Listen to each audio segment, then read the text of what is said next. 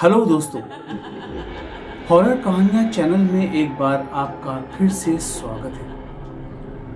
मैंने अपने पिछले एक एपिसोड में सब्सक्राइबर से ये रिक्वेस्ट की थी कि उनके पास अगर कोई अपनी कोई कहानी हो तो वो मुझे ज़रूर भेजें और हम उस कहानी को अपने इस चैनल पर सुनाएंगे।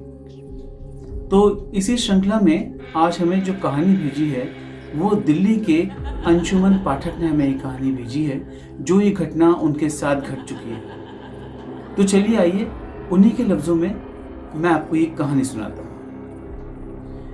मेरा नाम अंशुमन पाठक है और मैं दिल्ली का रहने वाला हूँ। मैं अपने बारे में आपको एक आप बीती घटना के बारे में बताना चाहता हूँ। मैं गोरखपुर में एक छोटी सी फैक्ट्री में काम करने गया हुआ था। मेरा काम था वहाँ पर एक क्रेन चलाना। जी, एक सरिया फैक्ट्री जिसमें मैं क्रेन चलाया करता था। और मेरे साथ कुछ एक ऐसी घटना घट गई जिस पर मुझे आज तक विश्वास नहीं होता, क्योंकि कुछ लोग भूत प्रेत और जिनों पर यकीन करते हैं और कुछ लोग भूत प्रेत जिनों पर यकीन नहीं करते हैं। मैं भी उनमें से था जो भूत प्रेतों पर यकीन नहीं करते थे। लेकिन मेरी जिंदगी में कुछ एक ऐसी घटना घटी जिसके बाद मुझे जिन जिन्नात और भूत प्रेतों पर यकीन होने लगा। जी हाँ, आपको भी सुन के शायद बड़ा अजीब सा लग रहा होगा, और उनको जो भूत प्रेत पर यकीन नहीं करते हैं।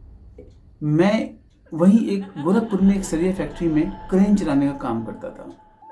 मेरा अच्छा खासा नौकरी चल रही थी और वहीं फैक्ट्री से कुछ ही दूरी पर मैंने एक कमरा किराए पर ले रखा था।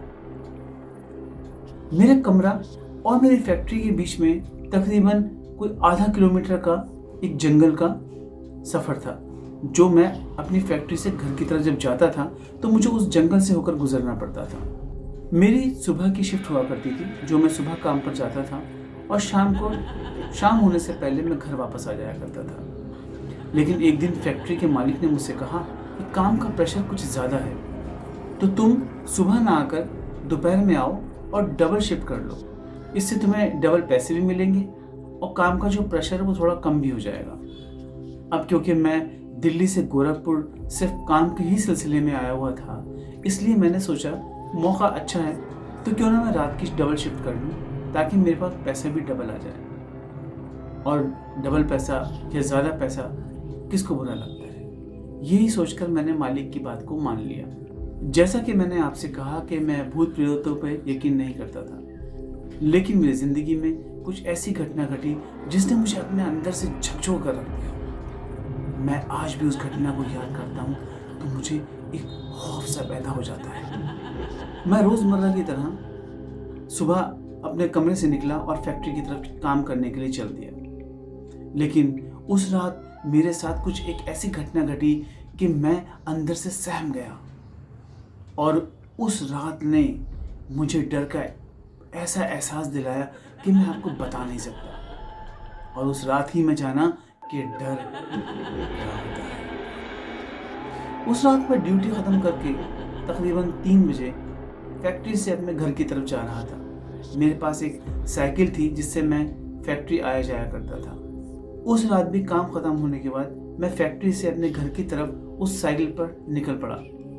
अभी थोड़ी ही दूर मैं पहुंचा था कि मैंने देखा कि जंगल के बीचों बीच, जहाँ बहुत घने पेड़ थे और एक छोटा सा एक रास्ता था जहाँ से मैं अक्सर होकर जाया करता था, वहाँ पर एक काले रंग का कुत्ता बैठा था और उसके आसपास कोई और दूसरा जानवर नहीं था। वो कुत्ता इतना काला था कि मैंने इससे ज़्यादा काला रंग आज तक नहीं देखा। मुझे मन में कुछ अजीब सा ख्याल आया। फिर मैंने सोचा कोई बात नहीं, जानवर ही तो है, और मैं उसके आगे से निकल गया। जैसे ही मैं उसके आगे से निकला तो आगे जाके मैंने पलटकर देखा, वो कुत्ता दौड़ता हुआ मेरी साइकिल के पीछे पीछे चल रहा था। अब मैं बड़ा हैरान था कि ये कुत्ता मेरी साइकिल के पीछे पीछे क्यों दौड़ के चल रहा है। थोड़ी देर में देखा मैंने, वो कुत्ता मेरी साइकिल की स्पीड से आगे निकल गया और वो यही करता रहा। कभी वो मेरी साइकिल के आगे जाता था, कभी वो मेरी साइकिल के पीछे पीछे चलने लगा। मैंने सोचा कोई बात नहीं, जानवर है, हो सकता है इसको लग रहा हो कि मैं इसका मालिक हूँ, इसलिए मेरे पीछे पीछे आ रहा है। और मैंने इस पर ज़्यादा ध्यान नहीं दिया और अपनी साइकिल चलाता हुआ अपने कमरे की तरफ आ गया। कमरे पे आने के बाद मैंने साइकिल आंगन में खड़ी की और कमरे में जाने के बाद जब मैंने कमरे की खिड़की से झांक कर देखा तो वो कुत्ता वापस उसी तरफ चल दिया जिस तरफ से मैं फैक्ट्री से घर की तरफ आया था। और अगले दिन जब मेरी ड्यूटी का दूसरा दिन शुरू हुआ तो दोपहर में मैं तैयार होकर अपनी उसी साइकिल से फैक्ट्री की तरफ चल दिया। जब मैं फैक्ट्री पहुंचा तो मैंने अपना काम शुरू किया और अपना काम करने के बाद फिर रात को 2:30-3 बजे के आसपास मैंने अपनी साइकिल उठाई और अपने कमरे की तरफ रवाना हो गया। लेकिन जब मैं उसी जंगल से उसी जगह पर पहुंचा तो देखा वो कुत्ता फिर उसी जगह पर बैठा हुआ था। मुझे थोड़ा अजीब सा लगा। फिर मैंने सोचा हो सकता है ये यहाँ कहीं आसपास में रहता हो और मैं उसके आगे से निकल गया। लेकिन इस बार भी उस कुत्ते ने पिछली रात की तरह मेरा पीछा करना शुरू कर दिया और वो कभी मेरी साइकिल से आगे निकल जाता और कभी वो पीछे पीछे चलने लगता। और इसी तरीके से जब मैं अपने रूम पर पहुंचा और मैंने साइकिल खड़ी करने के बाद कमरे के दरवाजे से देखा तो वो कुत्ता वापस उसी जगह से लौटा गया जिस रास्ते से वो वापस आया था। अब मुझे कुछ अजीब अजीब सा महसूस होने लगा कि इससे पहले तो ऐसा कभी हुआ नहीं। फिर भी मैंने अपने मन को समझाया कि हो सकता है कुत्ता आया ही अब हो, और यही सोचकर मैं खा पी के रात को सो गया। अगले दिन फिर रोज़मर्रा की तरह मैं अपने काम पर निकल गया और अगले दिन जब रात को मैं वापस लौटने लगा तो पिछले 2 रातों की तरह वो कुत्ता फिर मेरे साथ उसी तरीके से वापस आने लगा। अब तो मुझे बहुत ही ज़्यादा डर लगने लगा कि ऐसा अजीब सा मेरे साथ क्यों हो रहा है। दिल में बड़े अजीब ख्याल, बहुत डरावने ख्याल आने लगे कि कहीं कोई ये भूत तो नहीं है। यही सोचकर मैंने फैसला किया कि क्यों ना आज मैं इसका वापस पीछा करूं और देखूं ये जाता कहाँ है। और यही सोचकर उस रात जब वो कुत्ता मेरी साइकिल के साथ साथ वापस आया और मैं अपने कमरे में जाकर मैंने गेट बंद किया और खिड़की से देखा तो वो कुत्ता फिर वापस जाने लगा। मैंने हल्के से दरवाजे से बाहर आया, दरवाजे की चटकनी लगाई और उस कुत्ते का पीछा करने लगा। मैंने देखा वो कुत्ता जिस रास्ते से मैं आता था और वो मेरे पीछे आता था, एग्जैक्ट उसी रास्ते से वो वापस जा रहा था। मैं उसका पीछा करते करते तकरीबन आधे रास्ते चला गया। फिर मैंने देखा कि वो कुत्ता आगे जाकर एक दीवार की तरफ हो गया। मैं भागकर उस दीवार की तरफ गया और जाकर देखा तो वहाँ कोई कुत्ता नहीं था, लेकिन थोड़ी दूरी पर एक बहुत ही लंबा आदमी चला जा रहा था और उसकी परछाई इतनी लंबी थी कि पूछो मत। मतलब इतनी लंबी थी कि नज़र ही नहीं आ रहा था कि वो ख़त्म कहाँ हो रही है। अब मैं बड़ा हैरान था कि अभी तो कुत्ता मुड़ा था और अब मैं देख रहा हूँ तो इतना लंबा आदमी जो मैंने अपनी ज़िंदगी में इससे पहले कभी नहीं देखा। वो आदमी चलता चला जा रहा था और मैं उसका पीछा कर रहा था। थोड़ी दूर जाने के बाद वो आदमी अचानक रुक गया। मुझे लगा कि शायद उसको ये शक हो गया है कि कोई उसका पीछा कर रहा है। वहीं पास में एक बड़ा पत्थर था। मैं उस पत्थर के पीछे जाकर छुप गया। मैंने देखा कि उस आदमी ने पलटकर पीछे देखा और फिर आगे की तरफ चलने लगा। मुझे इतना डर महसूस हुआ कि कहीं इस आदमी ने मुझे देख लिया होता तो इसने मुझे आकर मार दिया होता। लेकिन मैं फिर भी उसका पीछा करते करते चलने लगा।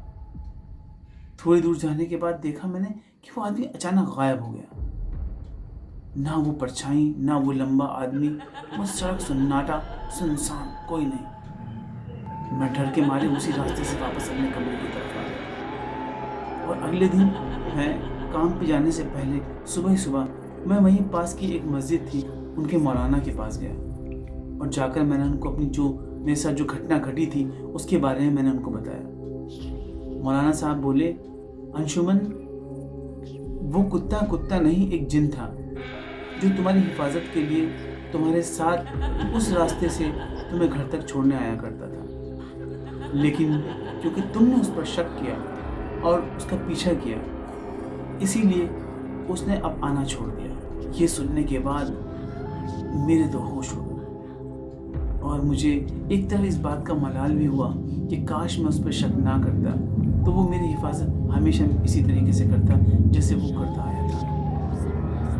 आज भी जब वो घटना सोचता हूँ तो मेरे रोंगटे खड़े हो जाते हैं। क्या कोई जिन किसी दूसरी शक्ल में किसी इंसान की इस तरह मदद कर सकता है? क्या वाकई में वो एक जिन था? आपका इस बारे में क्या ख्याल है? ज़रूर बताइएगा। तो ये थी आज की कहानी जो हमें भेजी थी दिल्ली से अंशुमन पाठक ने, और ये घटना उनके साथ गोरखपुर में हुई थी। आज भी अंशुमन पाठक उसी फैक्ट्री में उसी जगह काम कर रहे हैं, लेकिन उसके बाद न वो जिन दिखा और ना वो कुत्ता। तो आज की कहानी कैसी लगी आप मुझे ज़रूर बताइएगा। और मैं अपने बाकी सब्सक्राइबर से भी ये अपील करता हूँ कि वो भी मुझे अपनी कहानी मेरी ईमेल आईडी पर भेजते रहें। ईमेल आईडी मैं आपको नीचे मेंशन कर दूँगा, इस पर आप मुझे अपनी कहानी भेजिए। कहानी पसंद आने पर आपकी ये कहानी मैं अपने चैनल पर ज़रूर प्रसारित करूँगा। ठीक है दोस्तों, चलते हैं और फिर एक नई कहानी के साथ दोबारा आपसे मुलाकात करेंगे। Thank you.